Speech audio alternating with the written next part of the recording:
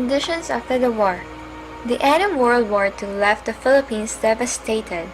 The war brought losses to the Filipino nation in terms of physical and human resources. The heavy bombing of Manila by the Americans to clear the city of Japanese hideouts destroyed infrastructure needed for the economic recovery. For many months, there was no production. According to 1951 government report, the total war losses of the Philippines encountered to more than $8 billion. There was widespread unemployment, food was scarce, and thousands died of various diseases. The total picture was discouraging and desperate. The problems that confronted the Commonwealth were a challenge to the statesmanship of President Sergio Osmeña, who took over after Quezon's death. The courage and spirit of cooperation among the people were again put to the test.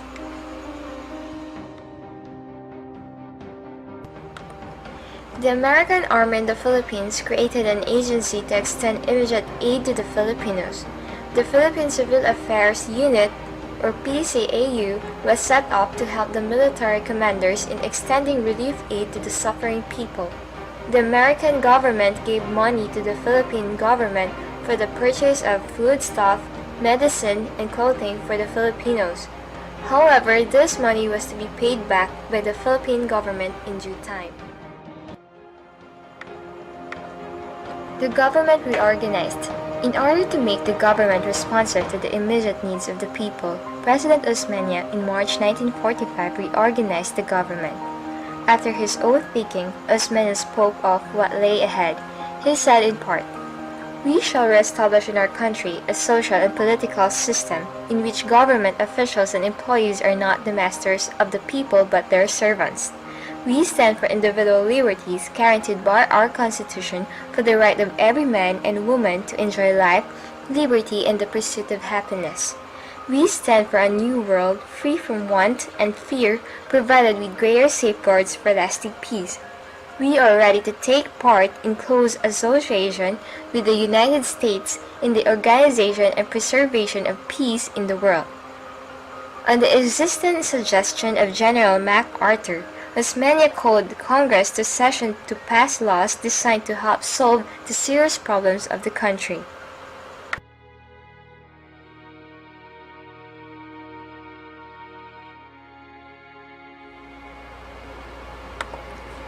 On July 4, 1946, the Third Republic was inaugurated at the Luneta in Manila. Hundreds of thousands of Filipino and some American and foreign dignitaries witnessed the ceremonies.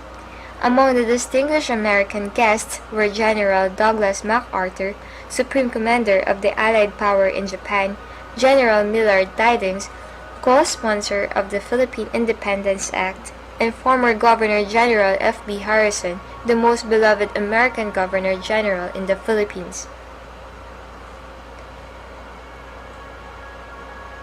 The most meaningful and solemn moment of the independence ceremonies was the raising of the Philippine flag by President Rojas and the lowering of the American flag by Ambassador McNaught to the accompaniment of the national anthems of the two nations. At this significant moment in the history of the Filipino nation, church bells throughout the Philippines were rang to announce the freedom of the Philippines. After the flag ceremony, and Vice President Elpidio Quirino again took their oath of office, this time as President and Vice President of the Third Republic of the Philippines.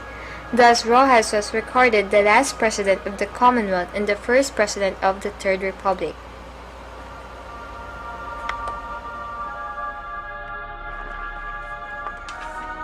The Rojas administration and that of his successor, Elpidio Quirino, were faced with the Hukbalahap problem. The Hukbalahap, short for Hukbo ng Bayan Laban sa Hapon, was founded early in 1942 as an anti-Japanese organization of peasants in Central Luzon. The Huks won many skirmishes with the enemy and made Central Luzon practically independent of the Japanese. The Huks became so powerful that the greedy among the landlords of Central Luzon feared them. Rojas failed to win over the Huks to his side. He therefore declared the Huks a band of outlaws. In March 1948, he declared the Hukbalahap and its peasant organization, the Pambansang Kaisahan ng mga Magbubukid, as illegal. As the second president of a young and shaky republic, Elpidio Quirino, an economist, believed that a country could not be truly independent unless it had achieved economic stability. Thus, this program focused on agricultural productivity and industrialization. He also stabilized Philippine currency by setting up the Central Bank of the Philippines. He signed into law the Magna Carta of Labor and the Minimum Wage Law. As president, he tried to win over the Hooks to the government side by sending his younger brother, a former judge, Antonio Quirino, to meet with the Hook Supremo, Luis Taruk. In the talks, Taruk asked for the following. Number 1. Scrapping of the Bell Trade Act. Number 2. No trade with Japan. Number 3. Redistribution of large estates to the peasants or tenants. Number 4. Release of all Hook prisoners. Number 5. Industrialization. And number 6. Removal of U.S. bases in the country.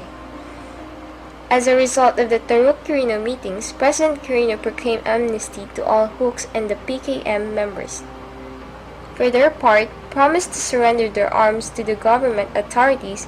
Judge Quirino, however, denied ever agreeing to implement Taruk's demand. The amnesty failed and the peace that reigned in Central Luzon, known as Hooklandia, lasted only for a short duration. On the other hand, the Hooks accused the government of bad faith. The campaign against the Hooks was renewed and Central Luzon was once more become a war zone.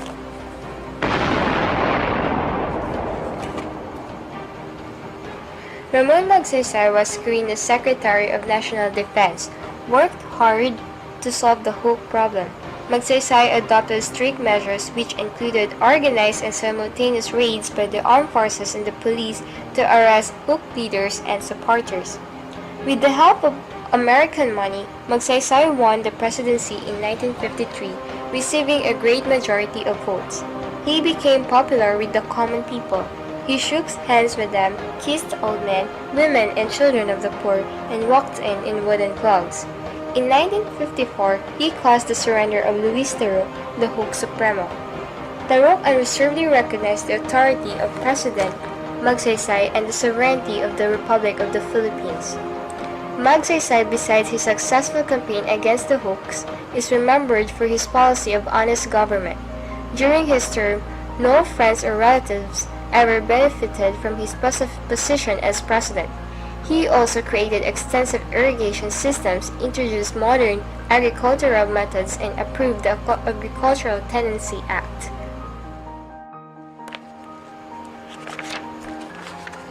Because the Garcia administration could not solve the problems of rising prices and graft and corruption, Diosdado P. Macapagal, candidate of the Liberal Party for president, won the election of 1961. President Macapagal promised to solve the problem of unemployment and promote self-sufficiency in food production. He promised to set an example of honest uprightness and simple living.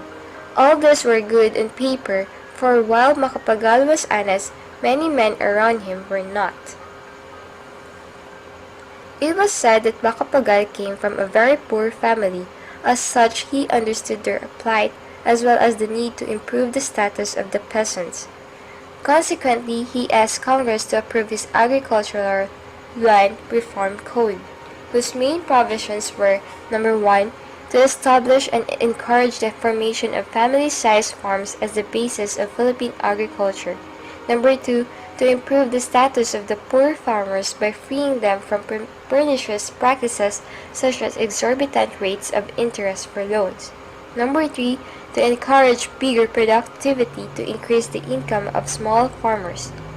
Number 4, to apply all labor's laws to all irrespective of their status in life. Number 5, to provide a land settlement program and the distribution of land. And 6, to make poor farmers independent, self-reliant, and responsible citizens in order to strengthen the Philippine democratic society. In a show of national spirit, Macapagal, through an executive order, changed the celebration of Independence Day from July 4 to June 12 of every year. The nationalists praised Macapagal's move, for in truth, Philippines' independence was proclaimed by Aguinaldo on June 12, 1898, while the proclaim on July 4 was made not by the Philippine President but by U.S. President Truman.